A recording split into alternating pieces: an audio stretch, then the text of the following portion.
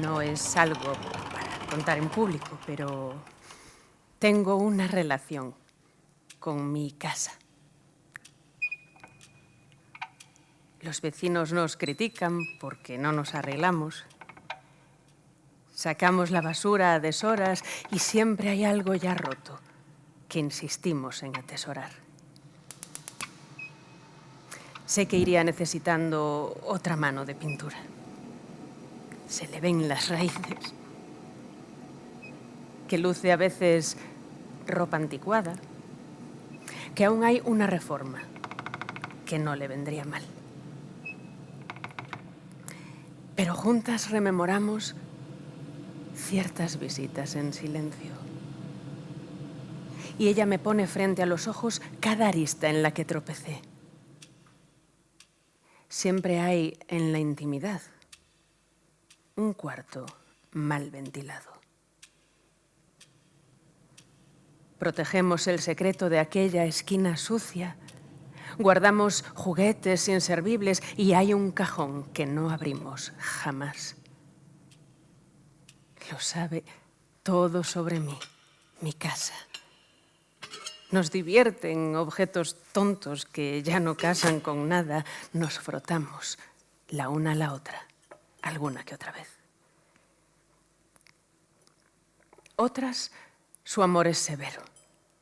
Con los años entendí que una calefacción central no me alertaría de los peligros de la confortabilidad. Pequeña testaruda, ¿quieres decirme que quererte no va a dejarme nunca descansar? Como cualquier pareja, prosperamos juntas. El ascensor es tan nuevo que a veces me ciega, otras me muerde cuando entro, solo para que nunca olvide los años de esfuerzo. Yo sé que también me ama. Que cuando pierdo la paciencia y quiero bajar antes por las escaleras, una puerta automática se abre para decirme que no siempre la gravedad se pone de nuestro lado. Sabe de mi cuerpo mucho más que nadie. También ella me coge en sus brazos cuando me pierdo. Lloré en su regazo cada uno de los pánicos. Di por ella una vez todo cuanto tenía. Se casó con mis faltas. Yo le di a ella un hogar.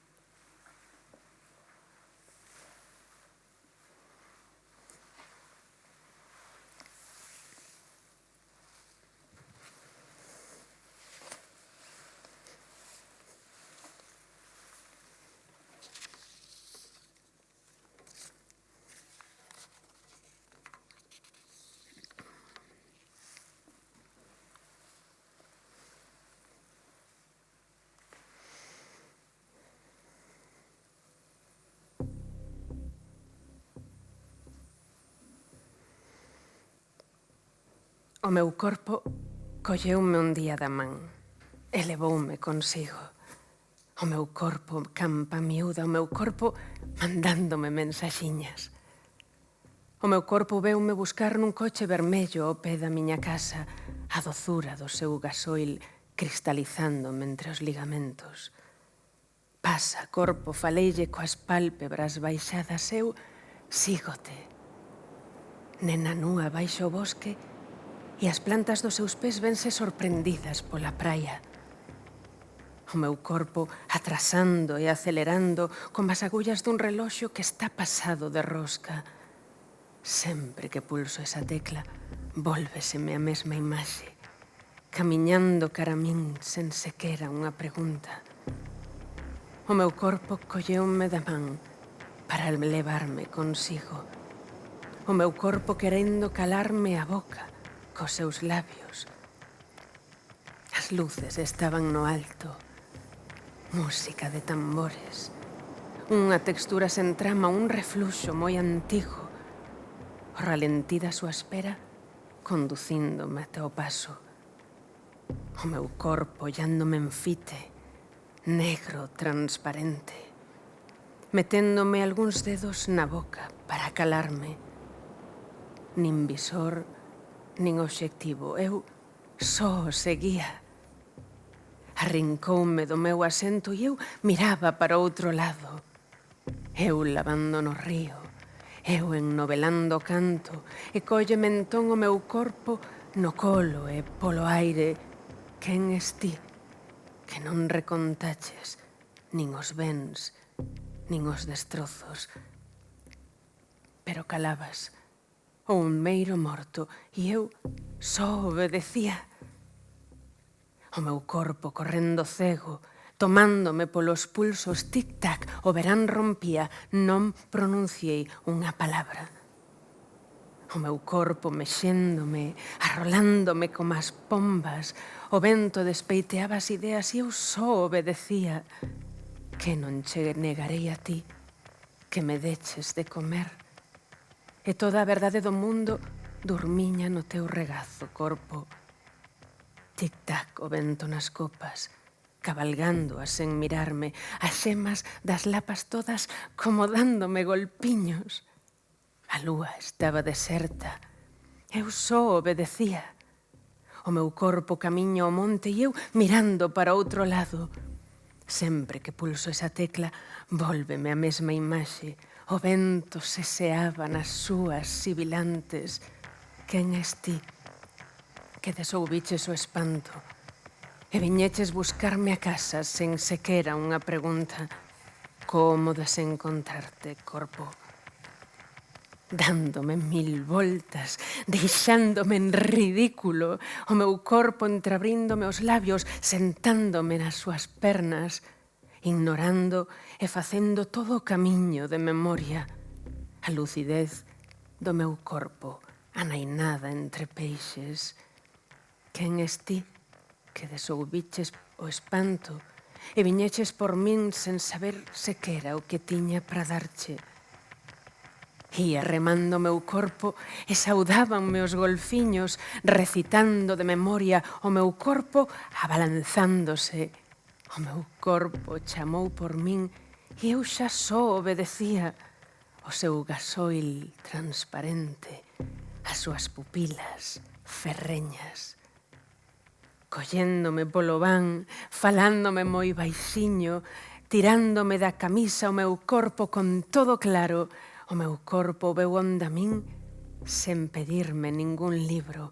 Eu tropezando na area e o meu corpo levantándome. O verán estrelábase en fronte e eu só obedecía. Quen es ti, que nada che pesa?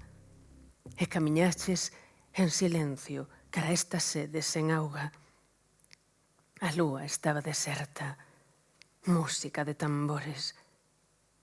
Que farías ti sen min, corpo? Non permitas que nunca volva a abandonarte.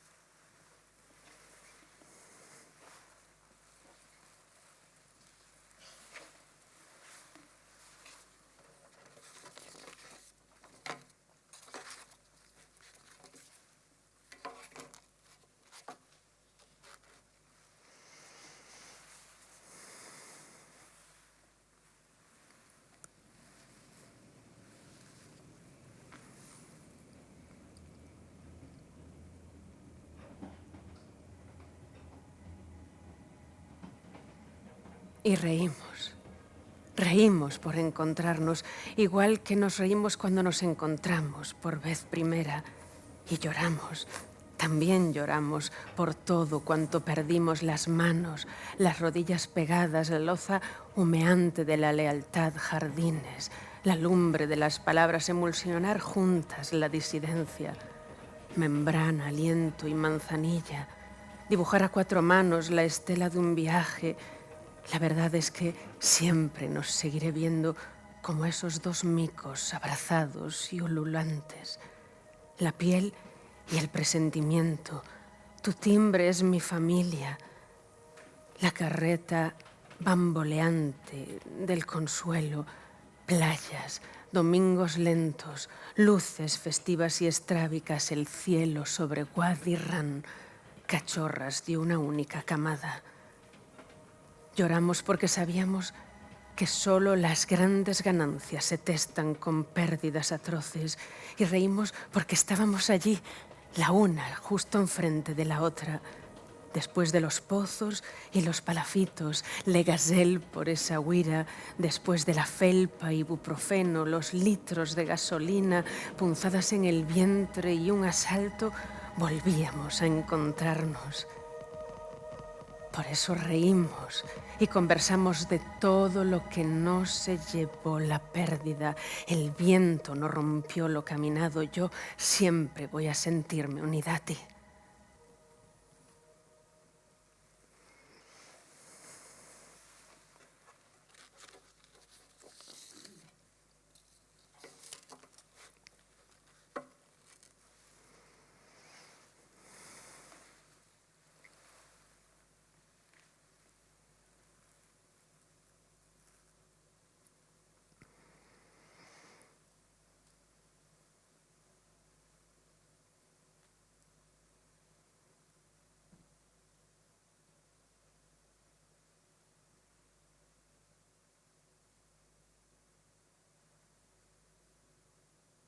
No aprendemos, Alberto.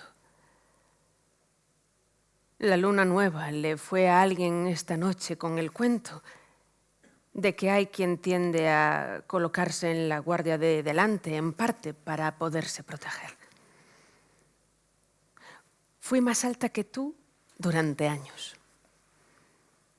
Qué bien hiciste cardando tus cuerdas vocales como en un trueno.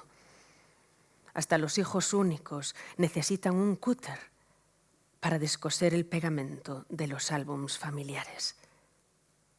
¿Para cuánto más? No es fácil heredar zapatos y descoserles de las suelas las pisadas. Con todo, siempre hemos custodiado un cierto parecido. Al fin y al cabo, ambos soñábamos con tener un coche, ladrar, dormir a horas mal vistas y que las noches se filtrasen por nosotros hasta bien tarde. Mamá y papá tuvieron que acostumbrarse a recogernos utopías y blasfemias por la casa como si fueran pétalos. Necesitábamos comprobarlo por nosotros mismos, apearnos de las chaquetas, frases hechas y apellidos, salir a encontrar aquella parte de nuestro cuerpo que vivía en la espesura, justo donde nadie había mirado. También somos los pedazos que no remontan venas arriba. Como cuando nos marchamos de su casa y descubrimos otras órbitas, sábanas violetas, horas feroces, vinagre de manzana. Esas flores de liquen blanco que crecen sobre los grifos. Alberto, la gente no lo dice, pero en el fondo aman los grilletes. Nosotros, en cambio, queríamos nadar, sacudir el tiempo, queríamos levantar nuestra propia disciplina.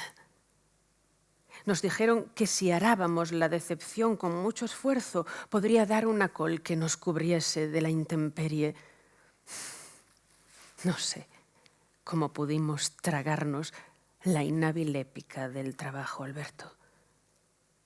¿O será apenas que el mundo está simplemente cambiando? Mamá y papá tuvieron que acostumbrarse.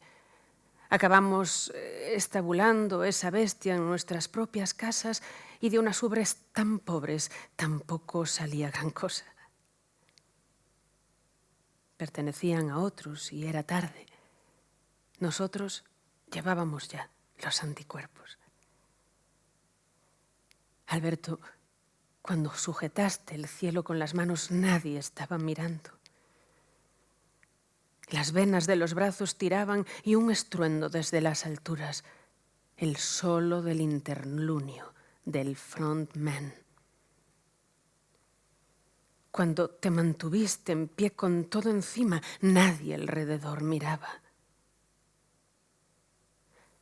Mucho más alta que tú, no lo fui por tanto tiempo.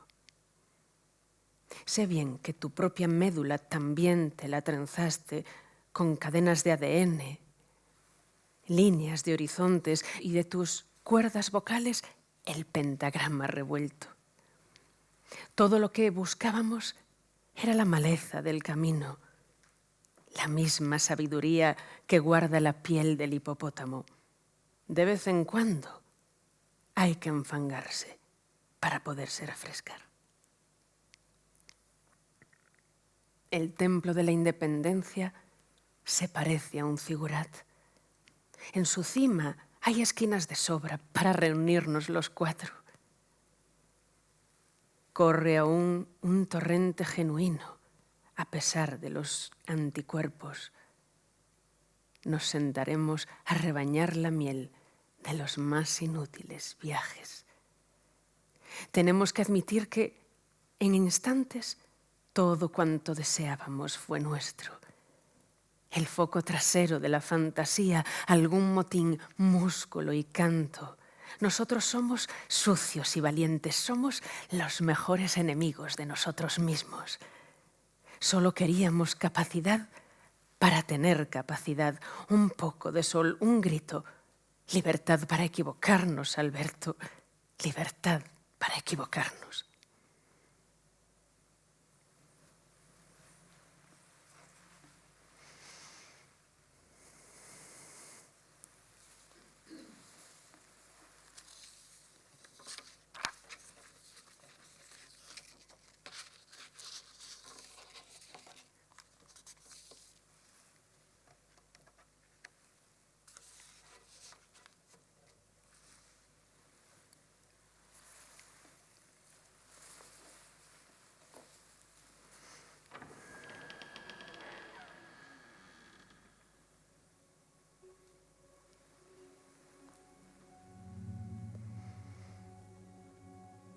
Non defenderei a casa dos meus pais, nin contra os lobos, nin a seca, nin a usura.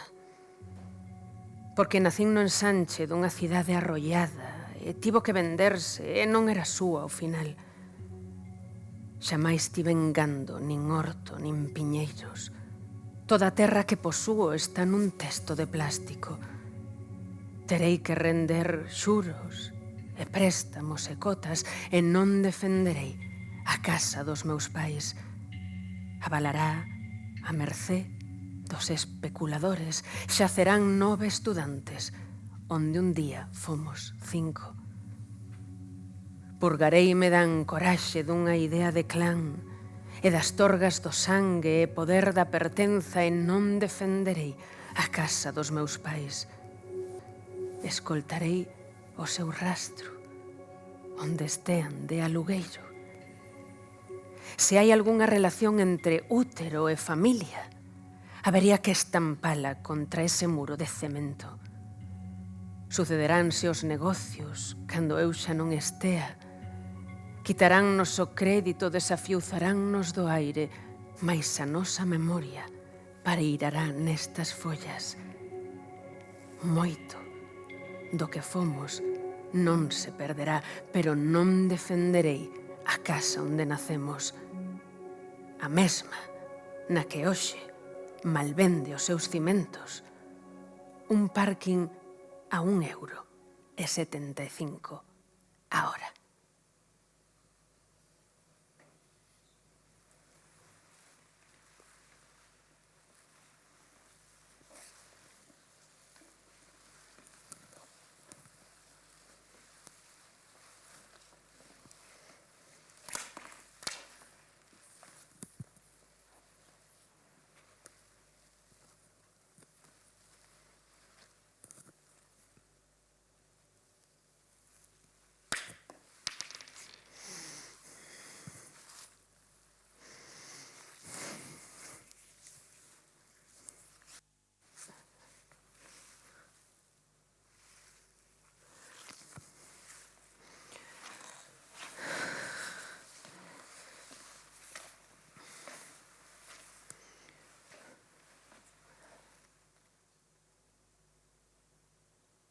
La gente ansía multiplicarse. Yo me dividiría.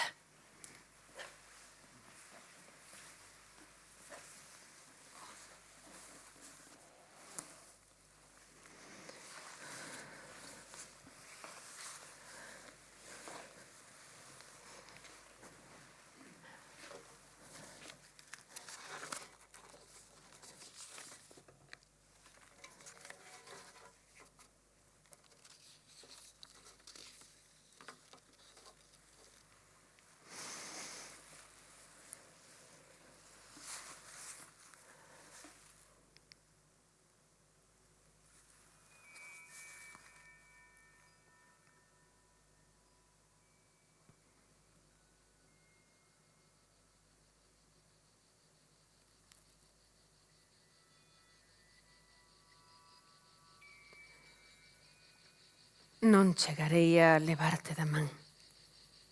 Nin ti te agarrarás á miña. Non che abrirei a persiana a mediodía os domingos. Non me arrincará da cama ningún alarido co teu rostro. Non chegarás a murcharme a pel. Nunca deterás a miña viaxe. Non che comprarei un pardal, nin serán teus os muros que me custaron tanto. Xa non saberei quen és, que significaría amarte. Non chegarei a saber se era así como dicían. Non adiviñarei que, nin como, nin canto, nunca. Non me sorberás o tempo, ninguén me buscará en ti, non serei máis ca eu para sempre. Xa non che verei facer o que amas tan profundo, non coñecerei os teus fillos bañados polo sol un mes de agosto. Non me sosterás do pescozo, non me apagarás a luz.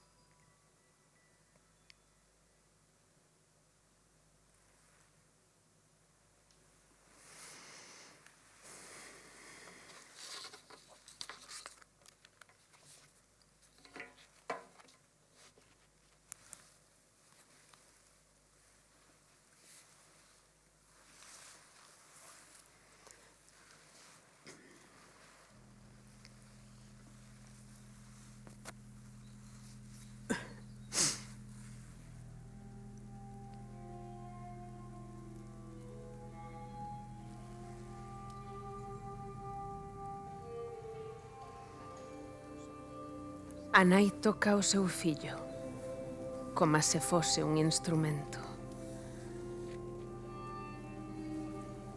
A culpa volveuse unha moediña pintada. Algo nela clausurado. Se tivese 8 patas, ofrecería as crías tamén eu, a miña carne.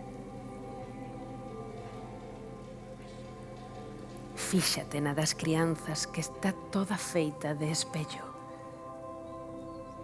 Un brazo vicario e miúdo nun pulso, contigo mesma.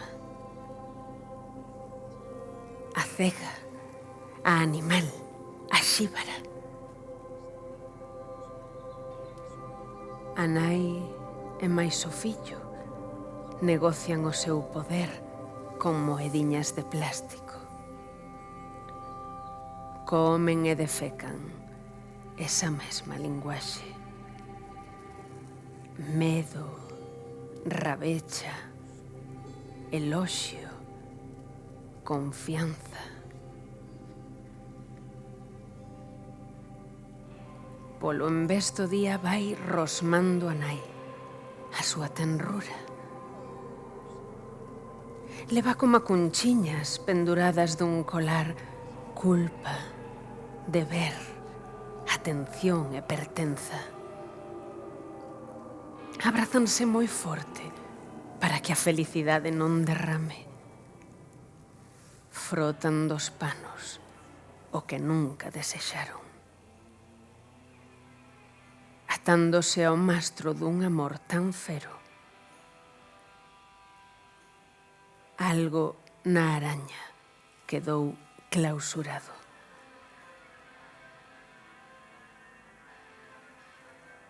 O fillo e máis a nai comercian co seu prazer e o seu castigo. Algunhas manchas non saen xamais.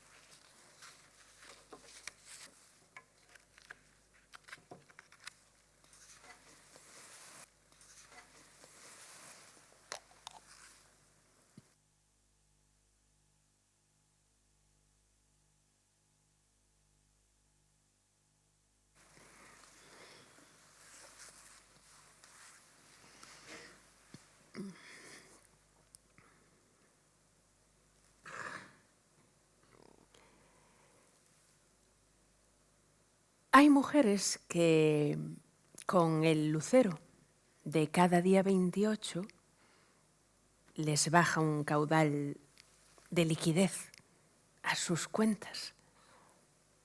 Endometrio o salario, una bendita hemorragia de billetes.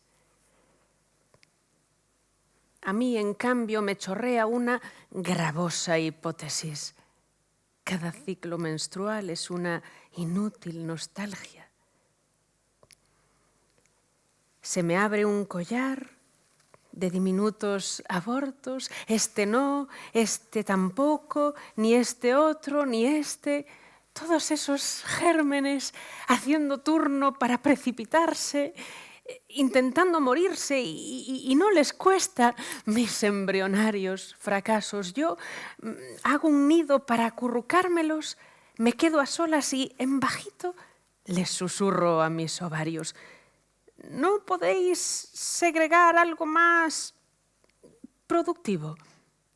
Me trago una pastilla y corro a abusar de mí misma.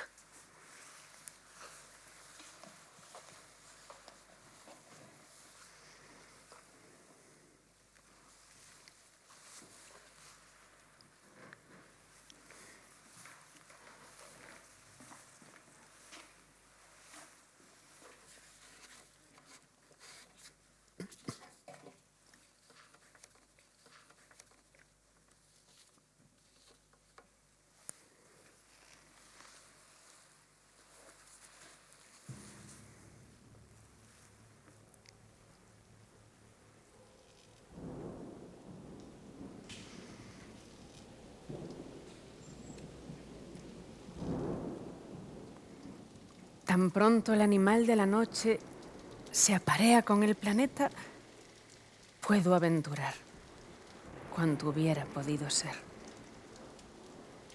Una nación de pájaros estará del otro lado si te embarcas en ser por fin ese emigrante. Sí, digo yo, y no regresaré ya nunca a las costas doradas de mi precario país. Contempla ahora el pecho que no irá a reproducirse.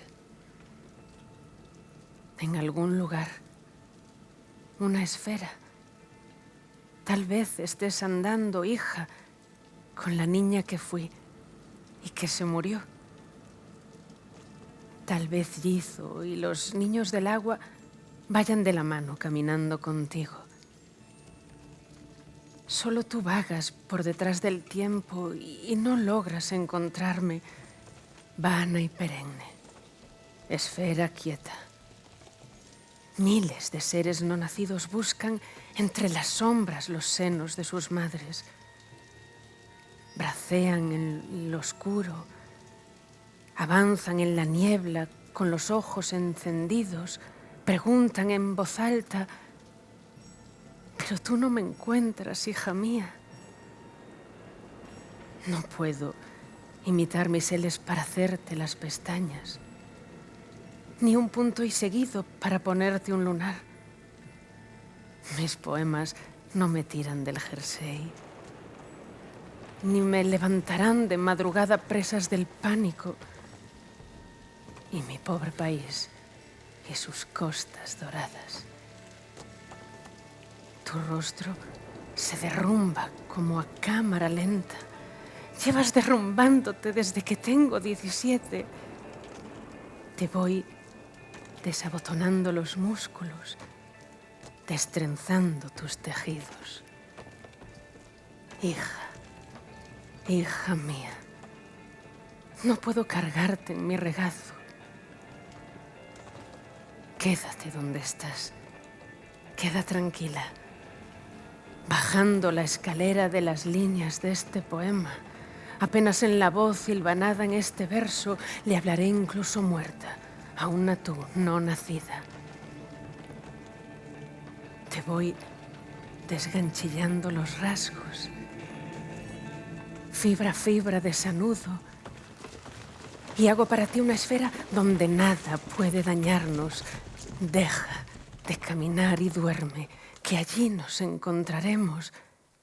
Nada tengo y nada pido, un rumor impasible y luego nada.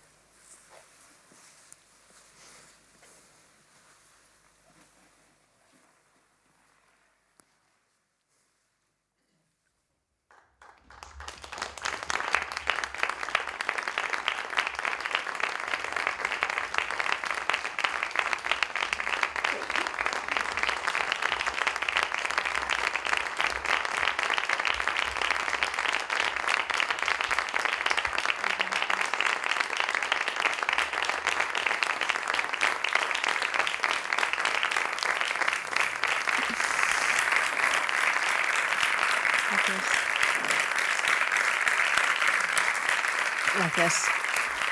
Tengo que dar las gracias. Quiero, ya que no lo he hecho al principio, gracias, Abel. Vamos a darnos un respirito y cambiar un poco de tono para hacer unos agradecimientos. Muchísimas gracias, ante todo, a Juan Mayorga y a Abel cuando me llamó de su parte, no me lo podía creer. Muchísimas gracias por haber contado conmigo para este ciclo Poetas en la Abadía, por haberme dado la inmensa oportunidad de inaugurarlo, al que van a seguir, por supuesto, tremendas voces a las que tanto admiro. Pero para mí es un honor estar aquí. Gracias, por tanto, a Juan Mayorga por ese llamado, ese convite. Gracias, Abel, gracias a todas las personas que hacen parte del equipo técnico, Fer, Almu, Alejo. Muchísimas gracias y, por supuesto, como no, aunque no esté aquí presente, a las proyecciones que habéis visto hechas ex profeso para esta noche, y esos colchones sonoros son obra de Alberto Castaño, de mi querido hermano Alberto Castaño. Para mí es un honor haber podido probar estos poemas de Materia. Todos pertenecen a mi último libro, Materia, y darles esta nueva vida con estos revestimientos, estos vestuarios, no solo el mío, sino de luz, de sonido y de proyección audiovisual, para hacer algo especial para vosotros y vosotras. Os agradezco muchísimo que hayáis retado a las tormentas y el mal tiempo para acompañarme esta tarde. Os cuento mínimamente, si os apetece charlar un poquito. No sé si alguien tiene algún comentario o alguna pregunta, pero espacié mucho la salida de mi último libro, de este libro Materia. Hubo que esperar 8 años desde mi entrega anterior, que había sido a segunda lengua, la segunda lengua. Lo hice porque estaba muy enfrascada en uno de mis proyectos vitales, del que seguramente algunas habréis oído hablar, que es la Residencia Literaria 1863, un refugio para escritores que pude abrir por mi cuenta en A Coruña.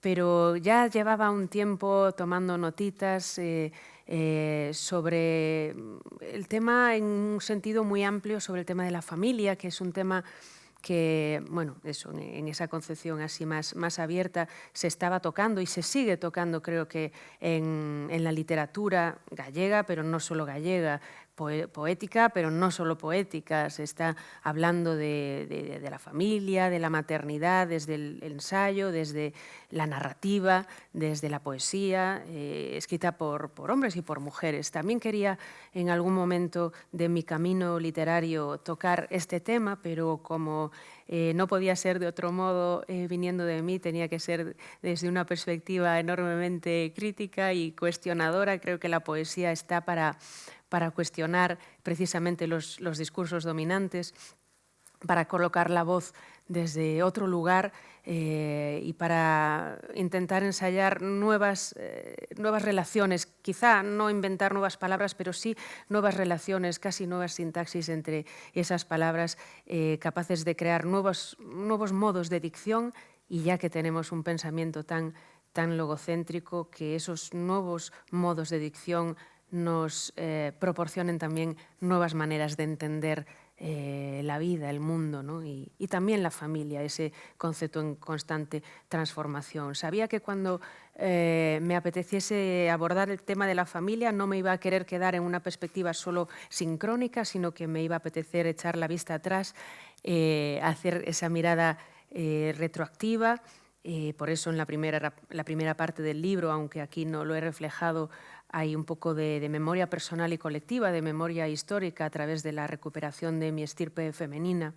También, aún así, quería, por supuesto, hablar no solo del pasado familiar, sino también del presente familiar, y por eso hay poemas dedicados a mi hermano Alberto, a mi madre, a mi padre, pero bueno, la familia es una idea muy amplia, así que ¿por qué no dedicar también un poema tan íntimo a mi casa o a las amigas, que también tienen un poema que hoy no hemos recitado, pero que está en el libro, o las parejas o exparejas, que si las cosas van bien, más allá de convertirse en un catálogo de conquistas, bien pueden alimentar la red afectiva que nos ampare, ¿no?, el resto de nuestra vida. Pero sabía también que me iba a apetecer arrojar una mirada no solo retrospectiva, no solo presente, sino también una proyección de futuro familiar. También quería hablar en forma verbal, en tiempo futuro, de la familia. En mi caso, esa proyección familiar iba a pasar sin duda por la renuncia a la maternidad, la renuncia consciente a la maternidad, pero claro, la poesía nunca es el discurso del dogma, de la convicción, sino que es precisamente el terreno mejor abonado para las dudas, para los cuestionamientos, a veces, ¿por qué no decirlo también, para las contradicciones? Así que quise despedirme de algún modo, quise pasar esa página, cerrar ese capítulo de mi vida, ahora que atravieso esta etapa vital biológica que atravesamos las mujeres en un momento dado y en la que nos vemos abocadas a una decisión imperiosa que no admite medias tintas. Así que esa decisión sobre ser o no madres, me di cuenta de todas las decisiones pequeñas, grandes, enormes, esenciales, menudas, de todo tipo, que comportaba cuando esa decisión era tomada por una mujer frente al caso de los varones. Destapé así para mí esa desigualdad sistémica que seguía existiendo, que sigue existiendo frente al tema de la maternidad. Así que no se trataba tanto de si ser madre o no ser madre, sino de todo lo que ello implica, ¿no?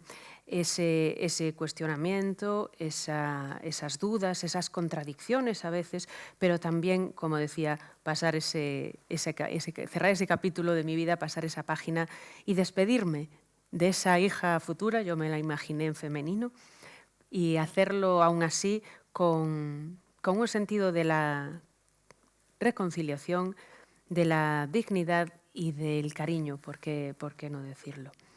Esas son un poquito algunas de las claves de los poemas de materia, un libro que está a vuestra disposición, creo que en la puerta, si os apetece que firmemos o lo que sea.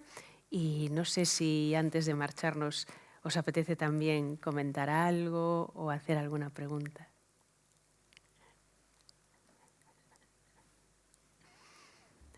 Dime. Me ha encantado, Yolanda. Muchas gracias. No es una pregunta, pero me ha parecido muy impresionante esa mezcla de... Bueno, yo creo que no estamos acostumbrados a escuchar poesía y deberíamos escucharla mucho más. Yo creo que, bueno, te agradezco mucho, o sea, gracias por lo menos que aparecer con estas pintas valga para algo, vale un poco la pena, porque si no me iba a marchar muy abochornada para mi casa con las fotos que se hayan podido hacer. Efectivamente, creo que no estamos acostumbradas, como bien dices, y creo que si le diésemos una oportunidad a la poesía nos daríamos cuenta de que conectamos más con ella de lo que quizá pensamos, ¿no? en la infancia sí estamos más conectados, no sé si a través también de las letras de canciones. A veces deberíamos de abrir un poco más la mirada, no reducirla y pensar que la poesía es solo aquel género literario que está en aquellos libros que casi nadie toma de la biblioteca o de la librería. Y en un sentido muy amplio, darnos cuenta que un tipo de lenguaje poético alienta detrás de las letras de canciones, de tantas imágenes y figuras retóricas como utilizamos en nuestra vida diaria, que creo que salpicamos nuestra habla, nuestro lenguaje ordinario, ¿no? Del día a día, lo salpicamos todo el tiempo, constantemente, de metáforas, de juegos de palabras, de comparaciones, y toda esa retórica, pues realmente estamos muy en contacto con ella, ¿no? Se trata de abrir esa mirada, darnos cuenta que a veces en la publicidad, en donde menos la esperamos, está la poesía. Y si relajamos un poco también esa acérrima voluntad por entender, pero por entender de una manera muy racional, porque creo que a veces cogemos un libro de poesía como quien coge una lista de la compra en polaco y está completamente obsesionada por dilucidar si tiene que comprar detergente o queso, ¿no? Está ahí como intentando, tengo que entender, pero tengo que entender desde un punto de vista racional, ¿no? Muy intelectual. ¿Qué me quiso decir aquí? ¿No? He escuchado muchas veces, ¿qué quiso decir aquí? Como si necesitase un libro de instrucciones el poema, ¿no? Y no lo necesita, ¿no?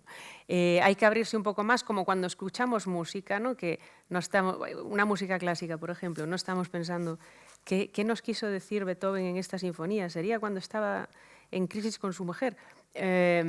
No, como que nos abandonamos más y dejamos que eso nos empape y nos transmita una emoción, y tampoco hay que tener la exigencia de entender pues eso, de una manera tan, no sé, como si fuese una traducción racional, que creo que no ha lugar, ¿no? Es un lenguaje mucho más creativo y que va más allá de las palabras. Creo que con las palabras se pueden construir mensajes muy intelectuales, muy racionales, muy prácticos, muy pragmáticos, pero creo que se pueden hacer más cosas con las palabras, ¿no? Si hiciésemos una metáfora con pintura, creo que con una pintura puedes hacer un retrato de tu madre para recordarla siempre, que parezca que va a hablar el retrato, algo muy figurativo, pero con pintura también se puede hacer abstracción, maravillosa abstracción que nos inunde de emociones, ¿no? Y entonces creo que la poesía va un poco más por ahí, que no camina tanto por pues esas conexiones tan racionales que utiliza el lenguaje ordinario, sino que va está más relacionada con lo onírico, lo inconsciente, con la corazonada, con toda esa parte que sí es cognitiva, pero no es tan racional. Vaya rollo que te he echado. Cuéntame. Sí. No sé si necesitarás micro o te escucho. Hago lo que me manden. Quería agradecerte lo que nos has contado y la forma en la que has deseado contárnoslo. Tu libro Materia yo lo he leído ya 4 veces. ¡Wow! Sí, soy adictivo. Quería preguntarte algo que me parece que puede ser interesante. Hay un título que te has puesto que es una sola palabra, que es materia. Me gustaría saber cuáles son los eslabones o los hilos de esa materia que nos llevan a la casa, a ti misma, a tu padre, a tu hermano, a la madre, a la hija. Me encanta que me hagas esa pregunta, porque todo tiene mucho sentido y el título tiene mucho sentido. Me encanta que te lo hayas leído varias veces. Si te apetece un día y estás más perezoso, te cuento que en yolandacastano.com, en mi página web, están estos audios un poco como una especie de audiolibro donde puedes escucharse, pues ya digo, de descarga gratuita, de acceso gratuito, y puedes escucharme a mí leyéndolo también si te apetece. Durante un tiempo, bueno, y ese tiempo se sigue extendiendo, pero ya de hace tiempo, escuchaba mucho la palabra matria, ¿no? Como que suena mucho la palabra matria, ¿no? Como alternativa, patria y tal, matria.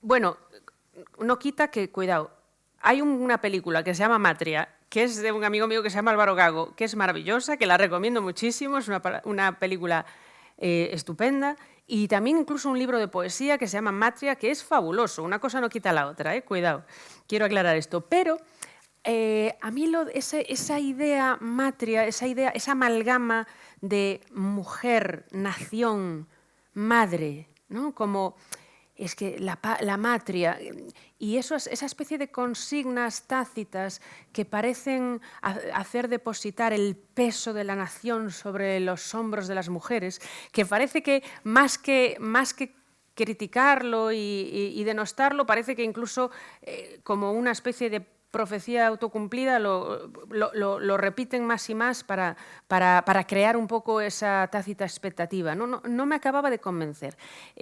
No me convencía nada, me resultaba un tanto sospechosa esa amalgama, como decía, esa idea de matria. No comulgo nada con ella, la verdad. Creo que soy mucho más a pie de tierra y más matérica y más materialista, dialéctica, no sé. Me convencía más introducirle una E a esa matria. De hecho, esa E, por cierto, tiene un poema dedicado, por todo lo que simboliza para mí. Para mí deshace la matria y la convierte en materia. Por eso hay un poema que habla de todas las ideas que vienen con esa E para mí. Quizá recuerdes el poema. En cualquier caso, cuando llegué a la idea de, no, yo matria no, materia, quiero materia, somos materia, esa materia me dio el pie para crear la estructura del libro. Y así como os he contado que el libro está estructurado en pasado, presente y futuro familiar, al mismo tiempo lo he dividido en los 3 estados de la materia, líquido, sólido y gaseoso. El líquido lo simbolicé con un río subterráneo. Un río que no se ve desde la superficie, claro, pero que está humectando las raíces de lo que somos. Ese es el pasado familiar, esa es esa memoria personal y colectiva, esa memoria histórica que hago, incluso con denuncia de la situación de posguerra que vivimos en mi familia. Las 2 historias en concreto de mis abuelas materna y paterna, ese es el río subterráneo, el estado líquido de la materia. La parte central, la segunda parte del libro, es la parte sólida, el estado sólido de la materia, y viene simbolizado por un iceberg. ¿Por qué? Porque el iceberg, el iceberg solo asoma una pequeña parte y quedan 7/8 de su masa bajo la superficie del mar. Creo que somos materia familiar en mucha mayor medida de lo que pensamos. No me veis aquí con mis familiares, pero creo que somos materia familiar en nuestras querencias, en nuestras filias y fobias, en nuestras expectativas, nuestros destinos, en un montón de cosas, aunque no se nos vea. Y ese es el presente familiar. Y el futuro, claro, el futuro es gaseoso, el futuro no se puede aprender, así que lo simbolicé con una nube. Titulo esa tercera parte del libro Nube o el peso de la ingrávida. También lo etéreo, lo gaseoso, la ingravidez y a su vez ese juego de palabras de la ingravidez, ¿no? De la no grávida, de la que no ha quedado embarazada, ¿no? Bueno, pues ese futuro familiar, que en mi caso, como decía, pasa por la renuncia a la maternidad, una opción que es ni mejor ni peor que cualquier otra, pero sí es la opción que yo tomé personalmente y que sí que quería de algún modo visibilizar también. Creo que hay mucho imaginario en torno a la maternidad, quizá no tanto en torno a la no maternidad, y entendiendo que, por supuesto, no hay buenas ni malas opciones, unas comportan unas renuncias y las contrarias comportan otras renuncias distintas, pues esa fue la opción que quise visibilizar, pero en cualquier caso sí es como ese futuro familiar gaseoso, inaprensible.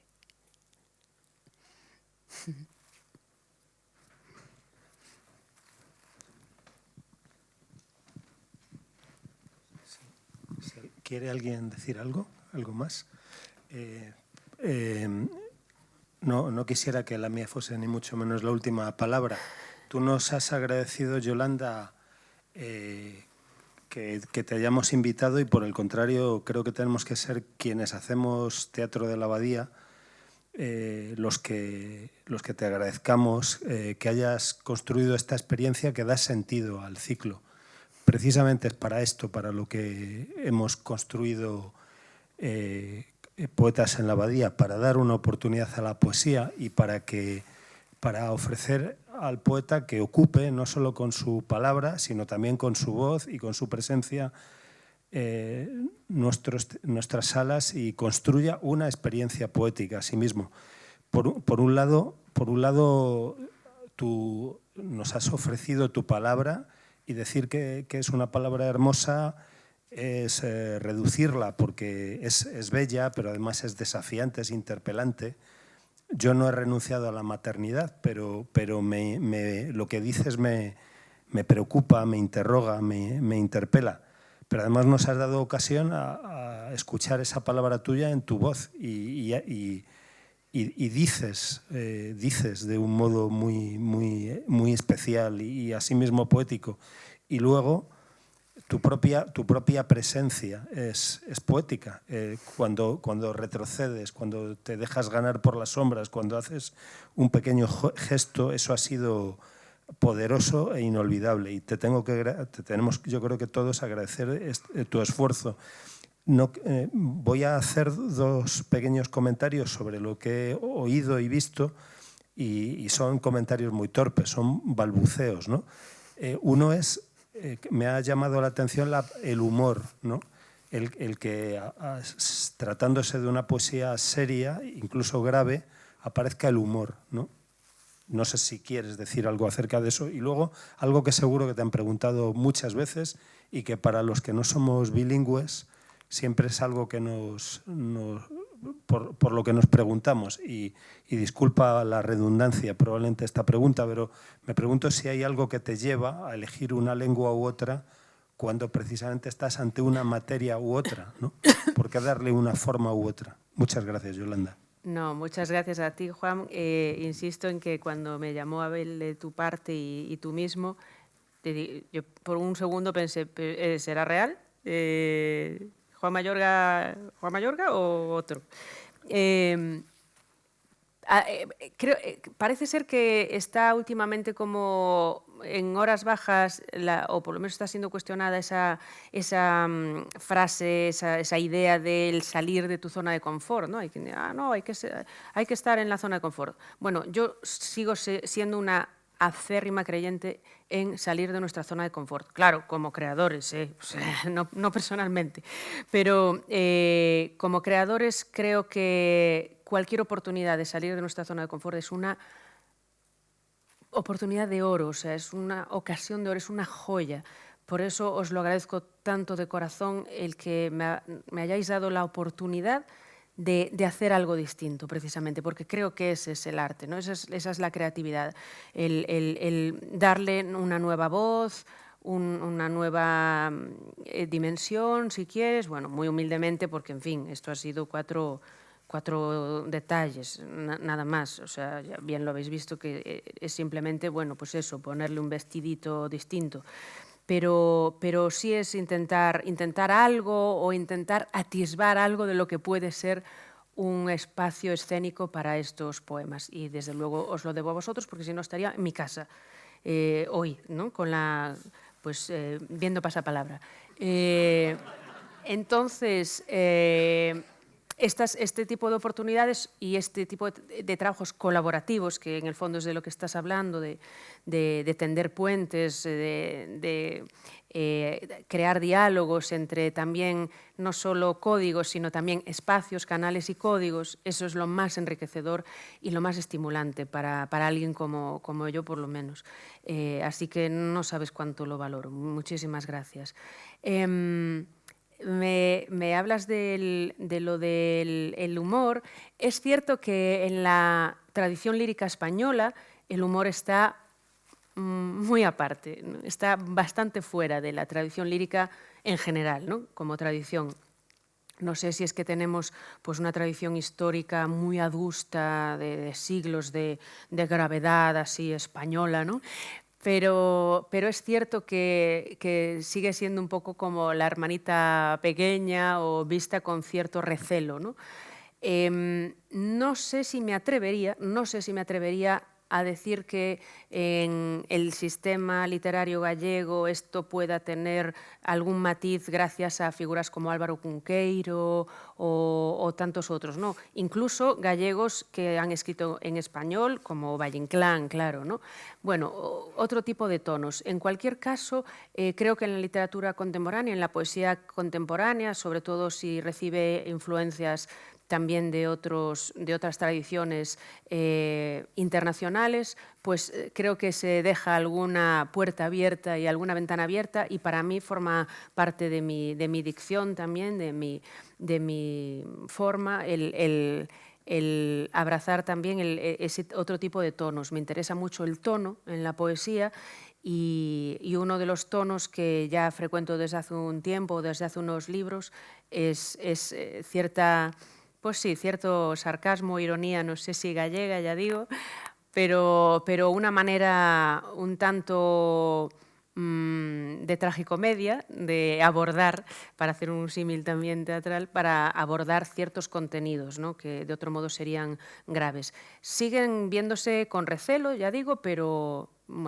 para mí tienen mucho que decir por la honestidad que también muchas veces traen, y también para sacarle solemnidad. No soy nada amiga de esa asociación entre poesía y solemnidad, gravedad, que tanto aparta al gran público de la poesía. Sigue pareciendo que la poesía es esa cosa llorona, esa cosa solemnísima, lacrimógena, etcétera, y creo que pues eso, en los decires contemporáneos están muchos otros tonos con los que debemos conectar para hacer la poesía más viva. Y en cuanto a la lengua, bueno, como sabes, soy una autora en realidad monolingüe, en el sentido en que originalmente solo escribo en gallego, escribo toda mi carrera, que ya cuenta 30 años, he escrito en gallego, exclusivamente en gallego, que en un primer momento. Por lo tanto, mi lengua de creación es el gallego. Una lengua que además me sirve como un material muy maleable, muy dúctil, me resulta estimulante creativamente hablando, porque, por supuesto, es una elección que comporta cuestiones políticas, por supuesto, pero también artísticas. Para mí hay una triple, cuádruple coherencia en escribir desde la periferia en la que vivo, escribir siendo mujer, el género todavía marcado frente al no marcado, escribir poesía, que sigue siendo el género periférico en cuanto al sistema literario, y escribir, por tanto, en una lengua que nunca será una lengua de poder. La poesía es el discurso alternativo al lenguaje del poder, el discurso alternativo a la lengua de los medios de comunicación, del capital. Por eso para mí siempre nunca será una lengua de poder la poesía, y es tan coherente hacerlo en una lengua sin Estado, en una lengua minorizada como es el gallego.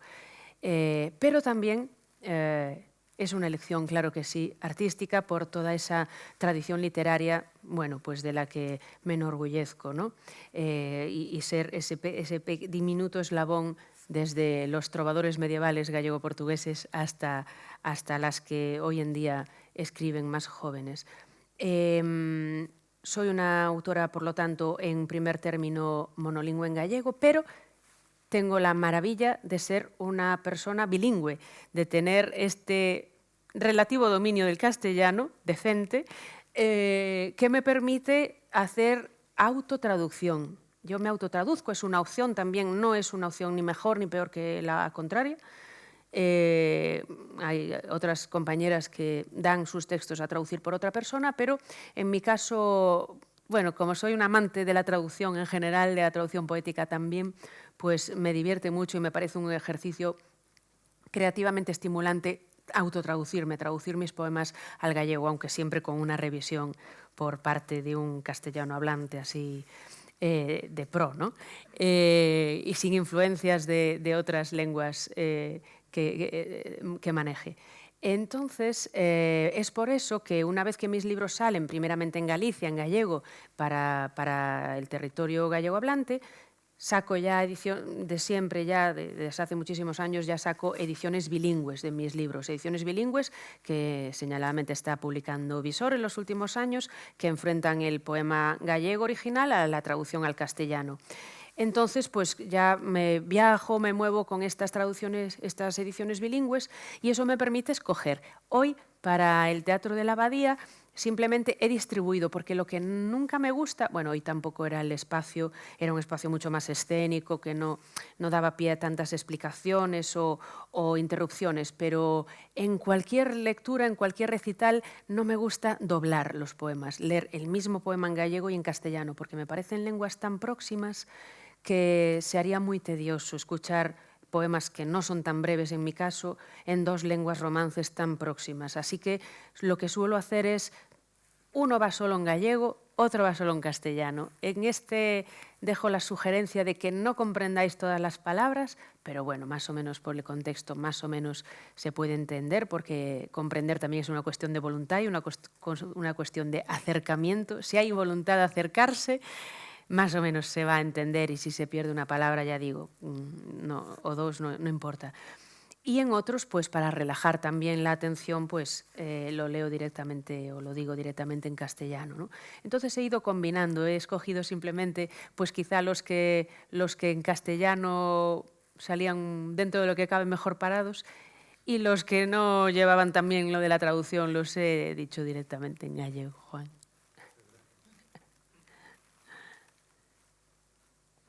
Sí. Muchas gracias, Yolanda, por la interpretación, por la puesta en escena, por el conjunto que has hecho. Me ha encantado nadar en el bilingüismo, aunque no seamos bilingües de gallego, yo por lo menos. Y me ha gustado mucho, y es lo que te quería preguntar, ese contrafactum de un poema de Aresti famosísimo, que me ha encantado la lectura que le has dado, dándole la vuelta por completo. Me gustaría saber cómo has llegado a él y por qué has decidido...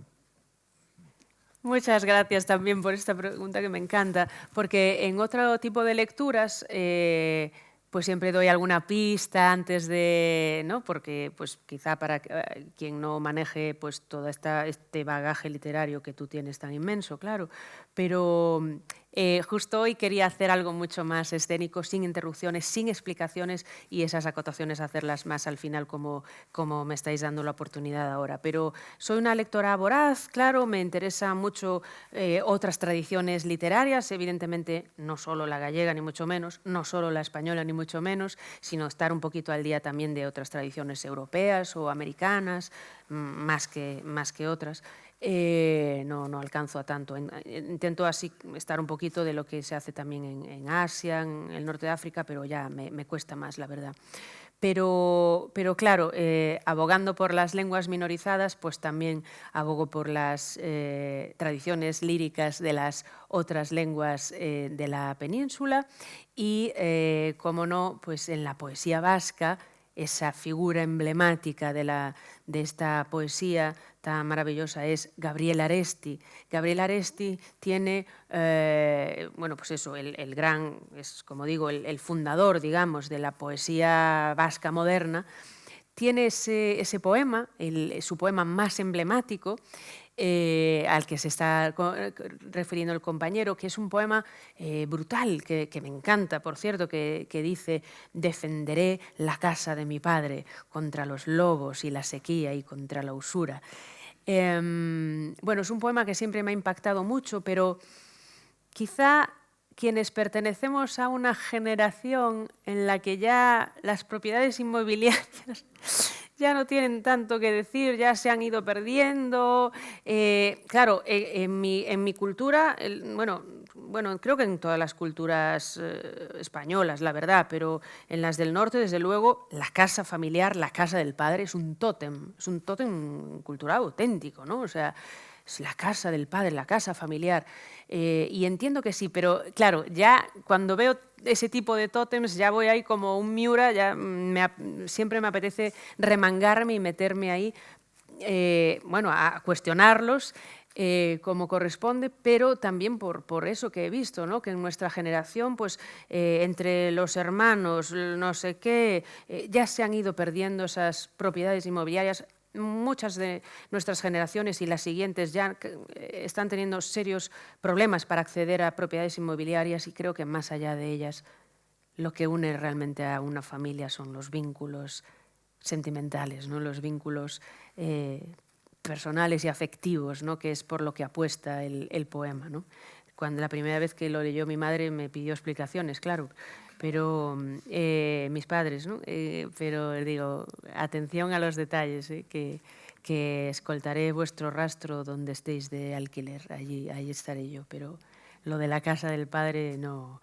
Y además es verídico que en mi caso yo nací en un piso de un ensanche de una ciudad, en Santiago de Compostela, y hay un parking allá abajo y no tiene ningún tipo de nobleza y así como otras casas de las que he oído hablar, que no sé, la gente tiene placas y todo. No me imaginaría jamás una placa en ese sitio.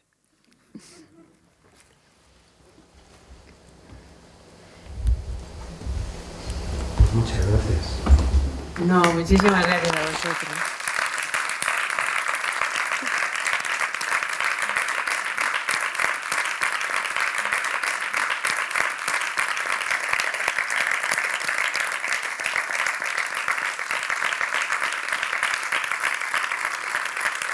Perfecto.